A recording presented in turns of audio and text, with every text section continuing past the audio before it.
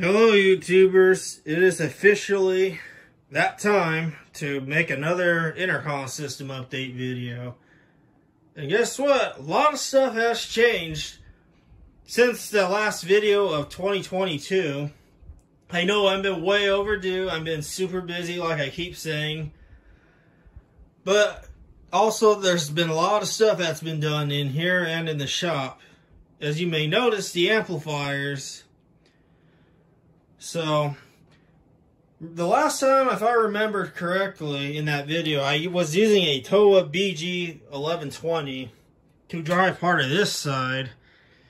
But now, a little bit after that video, I acquired this AA240 mixer amplifier made by Atlas Sound. And the story behind this amplifier is that this got pulled, I believe, from the city of Washington. From what the eBay seller told me. And he said this used to drive a city block full, I guess a city block worth of speakers.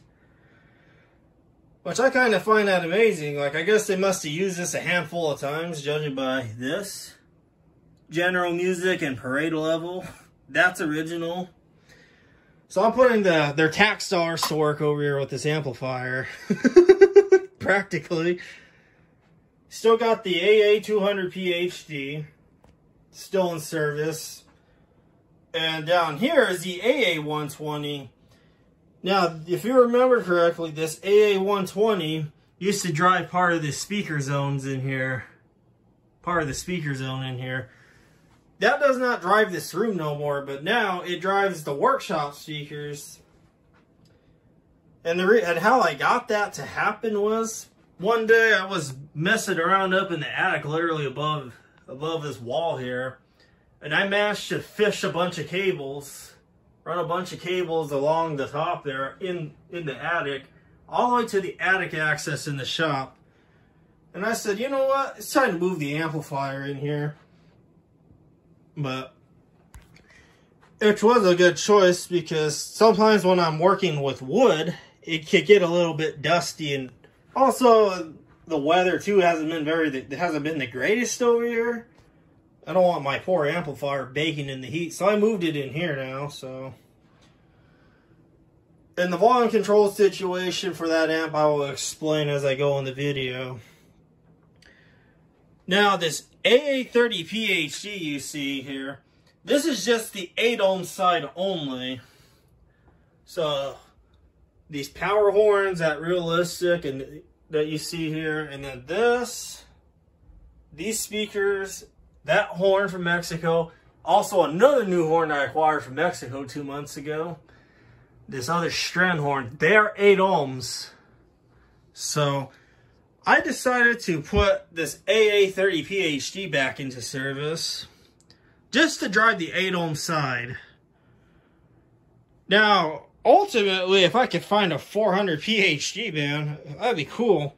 I would change out this 200 PhD for a 400 in a heartbeat and get a very big output transformer to drive the 8 ohm side in conjunction with the speakers that are connected to this, the AA200.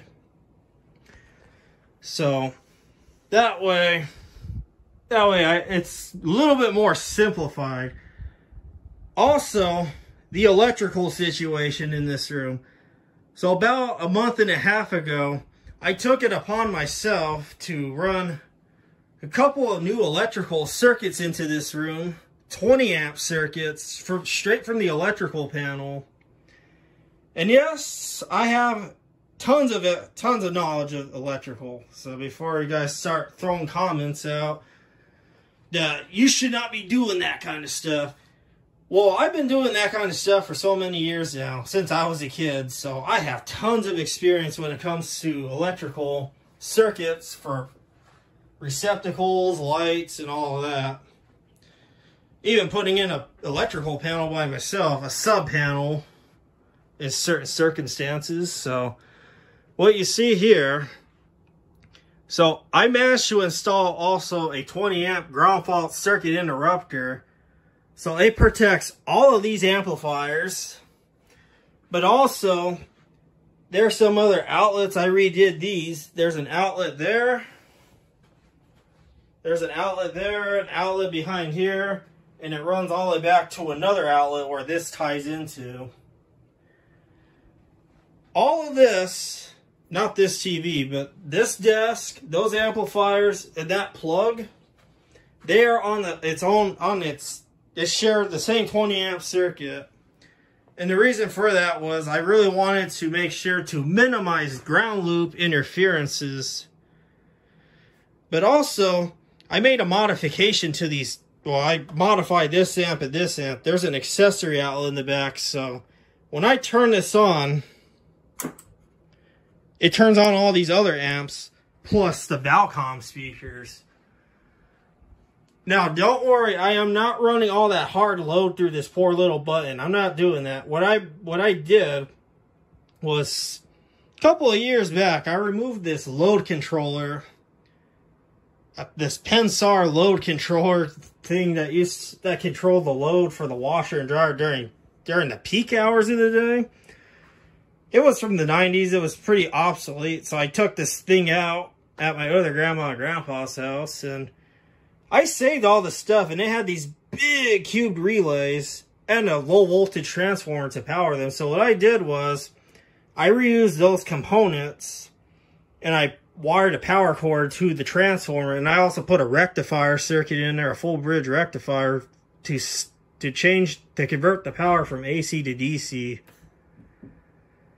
So that way, every time I turn on this button, all it's really doing is just powering the low voltage power source to power the relays. Kind of like an HVAC system, how there's a high voltage and a low voltage side, which the low voltage side would be used for contactors and stuff.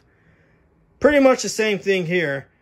And they are 30 amp relays, so they can handle this. This is nothing to those relays. This amp is completely by itself, and when I turn this on, it runs the speakers on the shop side. Turns the speakers on the shop side, but also the Valcom zones. I separated the Valcom zones, as I mentioned. And as I mentioned in that last video, that it was needing to get done. So we have an old Valcom self-amplified speaker there. Couple of self-amplified Valcom speakers here. And a flex horn. All self-amplified. And then there's, I believe, like 5 of them in the shop, which I'll show you here in a bit. As far as this shelf arrangement goes, really nothing has changed on the shelf arrangement here. Like this here has not changed. The only thing that changed was I got this Quantum vandal-proof baffle. And I believe it has a Quantum System 12 driver on there. Whatever, I forget what exact model. I think it was a System 12. Apparently the seller pulled that speaker driver directly out of one of those Quam 2x2 lay-in speakers and sold on eBay for dirt cheap, and it's perfect because I needed it for this baffle. And oh man, that baffle is unbelievably kind of on the heavy side, and it's thick steel too. Just for context, if I could take that out and throw it right at the wall, it would go halfway into the wall. That's how much mass that thing has. So yeah, I believe I put that in like a month and a half ago too. These two are also new, which, if you're wondering about the window situation, this was originally a window. The problem was I go to work really early now. Like I do 2 a.m. graveyard shifts, so I have to have zero light. So I said, you know what, this window's in the way, so I just started putting things over here. Now I need to upgrade this to plywood soon, but for now this is just on cardboard. It's well secured in there. I secured the top, but we'll start with this one here. This one's a very odd one. And I forget the model of the speaker that Newtone makes for these. I know they made one with polycarbonate or something, and then, or like a styrofoam speaker. And then they make one with a Newtone 45 ohm driver for those old Newtone house intercom systems. Well, I found this on eBay one day, and I just thought something was odd about it, because it's somebody painted this thing white. It's supposed to be silver, but also it came with an Atlas Soundolier C10A driver. Yeah, it came with an Atlas C10A driver, I believe from like the late 80s. That's what's in there, and I just left it. And I managed to put on one of these Atlas Sound SC175 boxes, which I also got 6 of these back boxes. Oh yeah, I forgot. These used to be on these tile braces. Those are long gone. I got rid of them and I replaced them with these SC175 back boxes from Atlas Sound. The seller had these for so cheap on Amazon, or not Amazon, eBay. Very cheap with the reasonable shipping as well. And he had exactly 6 of them, and I needed 6 of them, so I just bought them all and used every one of them in here. Even this one for this Lowell vandal-proof baffle, correctional. This is actually considered a correctional grade baffle, like you would find in inside a prison. Now, I have never seen these out in the wild, but I've always seen these on the internet. I've always wanted one because of the hole patterns. Like, it looks kind of like one of these, except bigger holes or hole perforations. It's so cool. It even came with these screws, which, by the way, if you're wondering what these type of screws are called, they are called snake eye screws.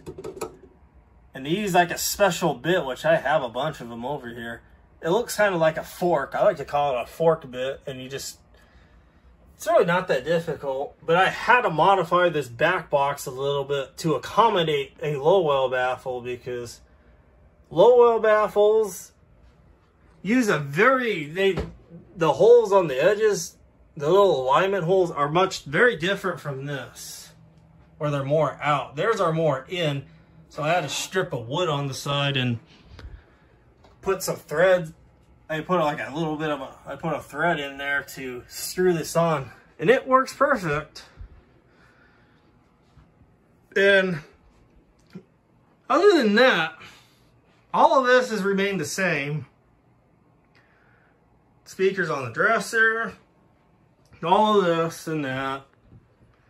Stromberg Carlson still in service. Nothing here. Speakers in the closet, still the same.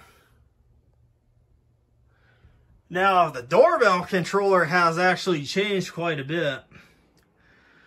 So, I'll just let you see right here. I have it open so you guys can see it in action. The thing that changed, and this is kind of a major change. You see this here? That is a Ring Pro power kit. Because literally a month after I put this thing into service, actually less than a month, maybe like a few weeks after I put this thing into service, my parents wanted to get a Ring doorbell.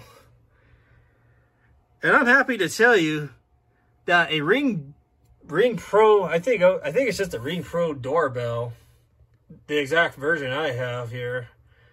It works fantastic on this controller without any issues. And the house doorbell's still connected. So I'll press the test button so you can hear it. So here, I'll press it. Assistance at front door. Assistance at front door. It still works. Now that's the test button. We're going to actually go ring the Ring doorbell in a little bit here. I decided to also re-add the UPAM back in. Now the UPAM is on the Nortel phone system side. And I put this into trunk mode, and this is for the Cisco router here. On FXO port, I want to say port 1. It goes by 0 through 3, so it's on port 1, which is this green cable. I'm going to go here. And it's on, I believe, 25 still. It still works. Just on its own dedicated paging device. Hello, hello. Now, how I did all of this is I took all the inputs and I have them passing through this fine mixer here, and then this other cord here, this output, taps directly back into a line here, and it goes all the way back out to that side of the room there.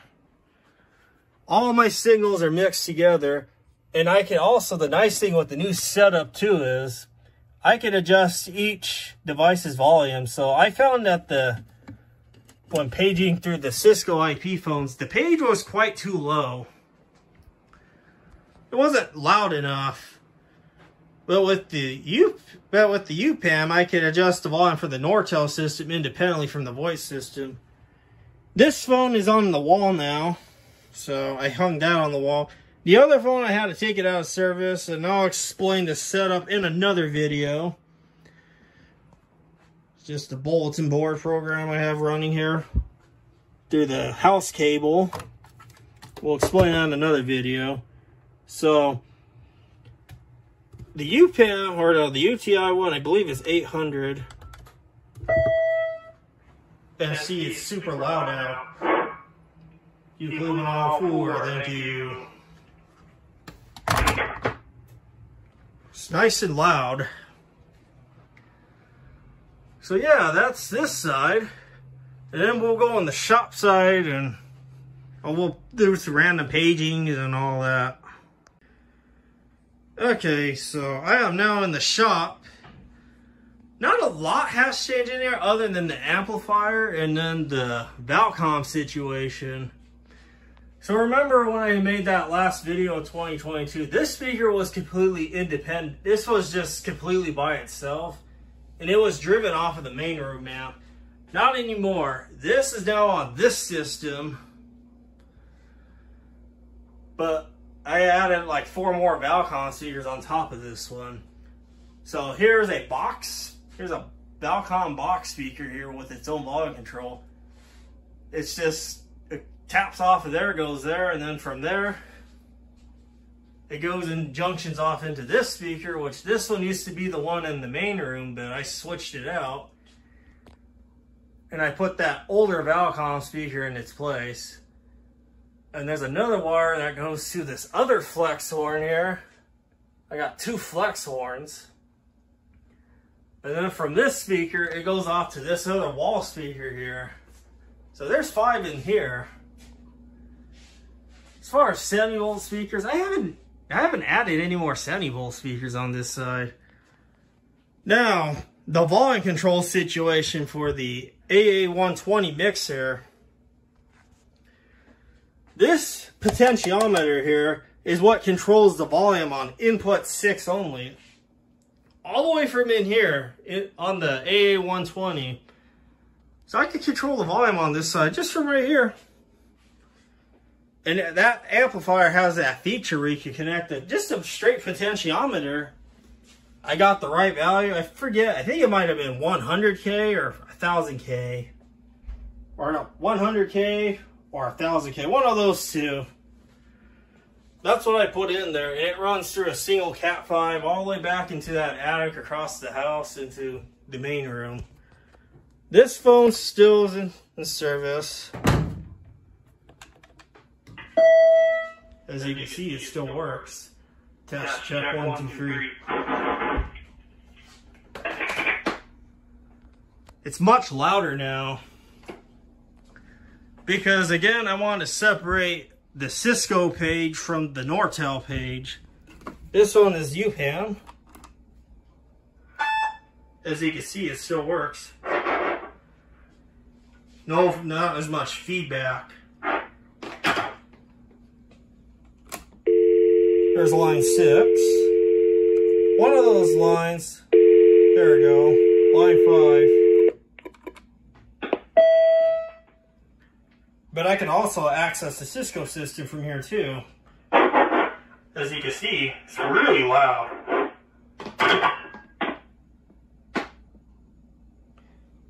So, line 5 here, that is one of the FXS ports coming off of that Cisco router. And that's how I access the Cisco system from here. Let's see, dial 200.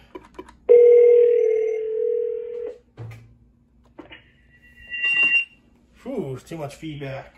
As you can see, I can successfully call this phone. That's 7940 from this Nortel phone. Works pretty good. But also, it works in reverse on this phone. And I forget, bear with me, I don't really use that option all the time.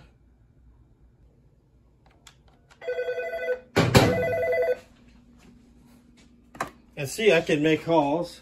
Put on speakerphone. And see, I can call in on reverse as well.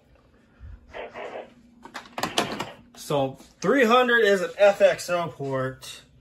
That connects to one of the ATA devices for the Nortel system. So I make sure there's back and forth communication. Okay guys, so I am back here now. We're gonna go ring that Ring doorbell. It's gonna ring the doorbell in the house and all of this in here that you see. If you haven't watched that other video, I cover how to build the controller.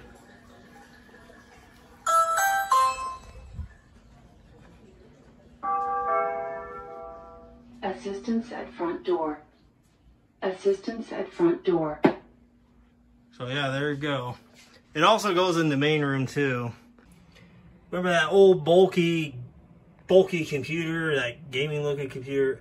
I never really gamed, so I decided to get this computer instead, a business class machine that fits my needs. But also in this computer, I'll probably put some videos, some photos of the card that I got. I got an ASUS Zonar sound card. It has 2 RCA outputs, so I use those RCA outputs to go straight to these from this computer. And I have this program called Sound Switch on the computer. So I have this hotkey, this star hotkey here, programmed on that software to switch between speaker or sound outputs or speaker outputs on the computer. So I want to set it to Zonar. So there you go. So it's going through the computer speaker there.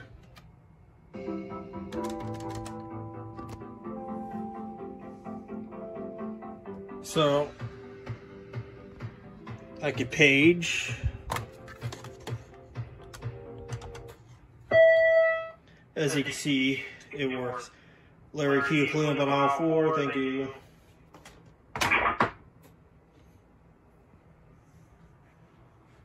And then we'll pick up this. We're gonna dial 25. Stacy key dial bakery line. Whoa. That's the problem with this phone. Stacy key dial bakery line, thank you. This one's too sensitive. I've always had that issue. I might probably go in the closet and I could turn it down.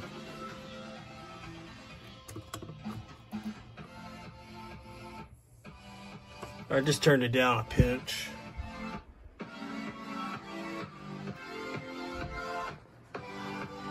Oh yeah.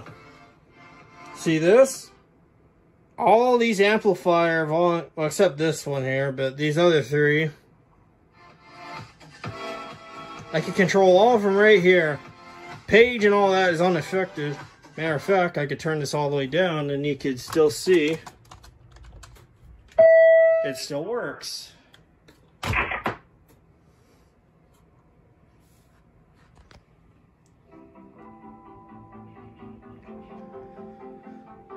So yeah, there's all of this.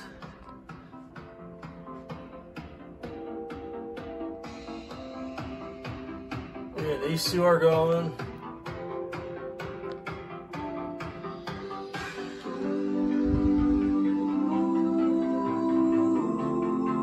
Probably get up there so you can hear it.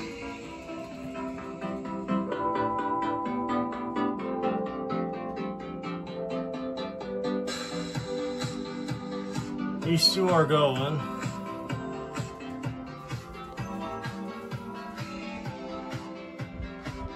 And then I have this one.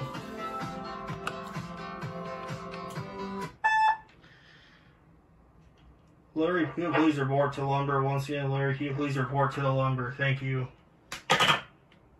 See, that's the problem. It's too low now, as you can hear.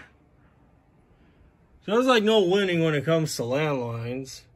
Unless you put your own landline phones on. Put your landline phones on its own paging device.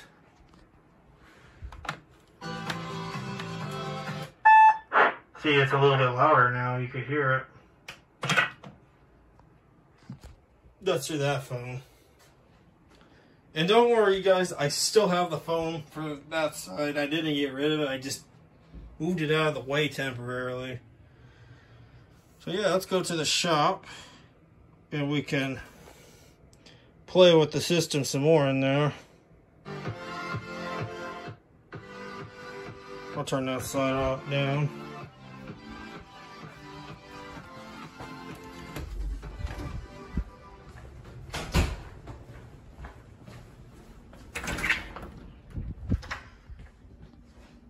The volume control situation.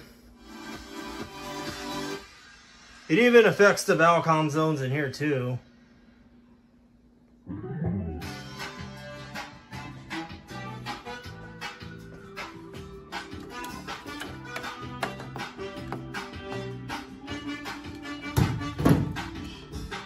So see the TV nice and loud in here too. It has a lot more bass. So yeah. Okay, we're gonna ring that ring doorbell.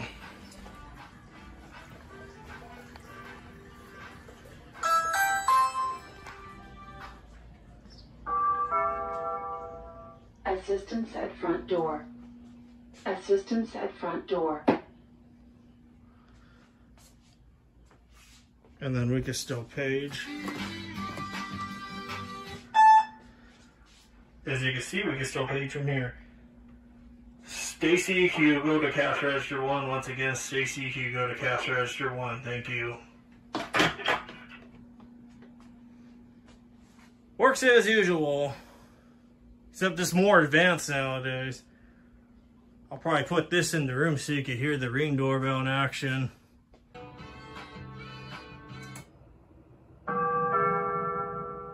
Assistance at front door. Assistance at front door.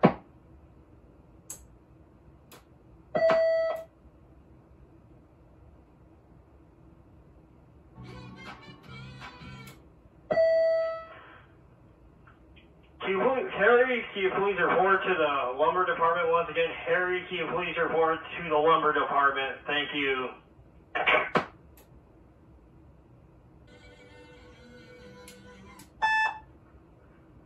Sherry, can you please report to the pharmacy? Once again, Sherry, can you please report to the pharmacy? Thank you.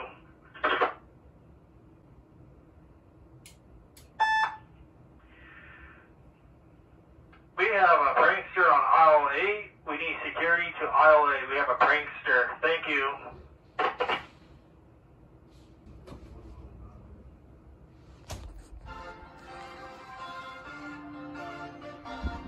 So yeah, that's that portion of the system.